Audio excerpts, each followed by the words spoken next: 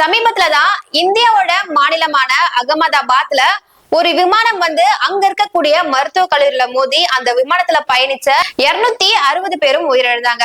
இது தொடர்ந்து திரும்பவும் பங்களாதேஷ்ல இதே மாதிரி ஒரு ஜெட் விமானம் அங்க இருக்கக்கூடிய ஒரு பள்ளி வளாகத்துல மோதி விபத்துக்கும் உள்ளாகி இருக்கு. இந்த விபத்துல கிட்டத்தட்ட 20க்கும் மேற்பட்ட மாணவர்கள் உயிரிழந்திருக்காங்க. நடந்தது என்ன, இதோட முழு விவரம் என்ன அப்படின்னு இந்த பதிவுல பார்க்கலாம். Welcome to the KTV.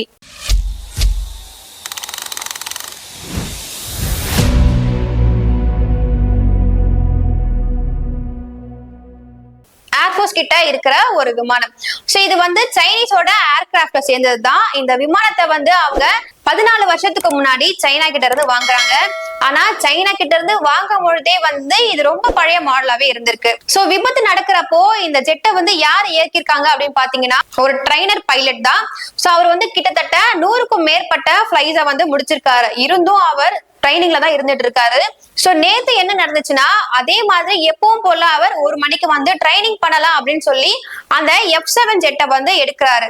ஆனா ஸ்டார்ட் பண்ண கொஞ்ச நேரத்திலேயே அந்த விமானம் கட்டுப்பாட்டை இழந்து அங்க டாக்கா நகரத்துல இருக்கக்கூடிய ஒரு பள்ளி வளாகம், அதாவது மைல் ஸ்டோன் அப்படின்னு சொல்லக்கூடிய அந்த பள்ளியில கிட்டத்தட்ட 2 ஃப்ளோர் தான் இருக்கு. ஆனா அதுல 3000 மாணவர்கள் படிச்சுட்டு இருக்காங்க.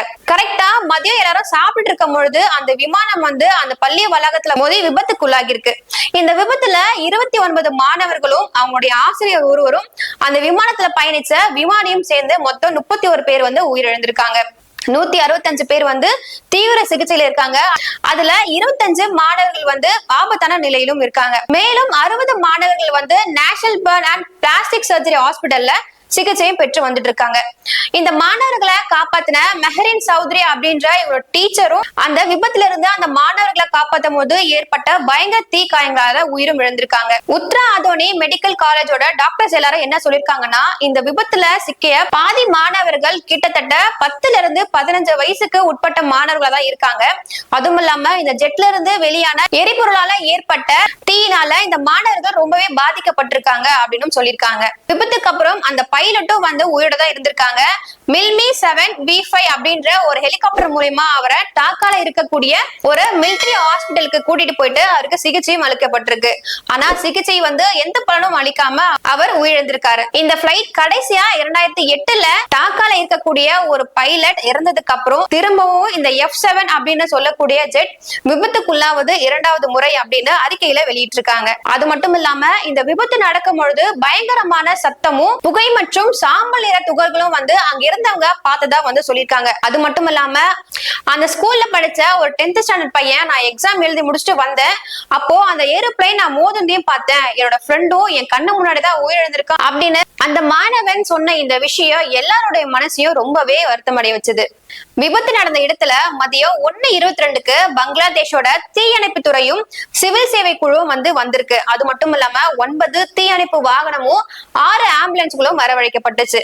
அது மட்டும் இல்லாம விபத்துல சிக்கின மாணவர்களை ஹாஸ்பிட்டலுக்கு கூட்டிட்டு போறதுக்காக டாக்கா மெட்ரோல ஒரு பெட்டியும் ஒதுக்கப்பட்டிருக்கு. இந்த நிலையில ஜூலை 22 இன்னைக்கு அதிகாலை 2 மணிக்கு அந்த பள்ளி வளாகத்துல மாணவர்கள் போராட்டத்துல ஈடுபட்டிருக்காங்க. அந்த போராட்டத்துல உயிரிழந்த மாணவர்களோட உண்மையான எண்ணிக்கையை சொல்லணும். அது மட்டும் இல்லாம இது மாதிரி பழைய வகை ஜெட் ரகங்களையும் மாற்றணும் அப்படின்னு கோரிக்கையை வச்சிருக்காங்க. அது மட்டும் இல்லாம ஜூலை 22 இன்னைக்கு நாடு தழுவிய துக்க தினமா பங்களாதேஷ் அரசு அறிவிச்சிருக்காங்க. அது மூலமா அந்த நாட்டோட கொடி அரக்கம்பத்துல தொங்கவிடப்படும் அப்படின்னு சொல்லியிருக்காங்க. இந்த விபத்துல காயம் அடைஞ்சவங்களுக்கு 1 கோடி ரூபாயும், இந்த விபத்துல உயிரிழந்த அனைத்து குடும்பத்துக்கும் 5 கோடி நிவாரணம் வழங்கணும் அப்படின்னு உச்ச நீதிமன்றத்துல இருந்து சொல்லியிருக்காங்க. இன்னைக்கு டாக்காவில இருக்கக்கூடிய குர்மிடோலா அப்படின்ற ஒரு பகுதியில இறந்து போன விமானியான தௌகீர் இஸ்லாம் அவங்களுக்கு பங்களாதேஷ் விமானப்படை இறுதி சடங்கு அணிவகுப்பையும் ஏற்பாடு செஞ்சிருக்காங்க. அது மட்டும் இல்லாம இந்த விபத்து குறித்து விசாரணை தொடங்குறதுக்காக உயர்மட்ட குழுவை அமைச்சிருக்காங்க அப்படின்னு ISPR அறிக்கையும் வெளியிட்டு இருக்காங்க. இந்த விசாரணைக்கு அப்புறம் தான் இந்த விபத்து எப்படி ஏற்பட்டுச்சு அப்படின்ற தகவல் நமக்கு தெரியும். இதோட அப்டேட்ஸ் அடுத்த வீடியோல பார்க்கலாம். அதுவரை உங்களிடம் இருந்து விடைபெறுவது நான் பிரதீக்ஷா.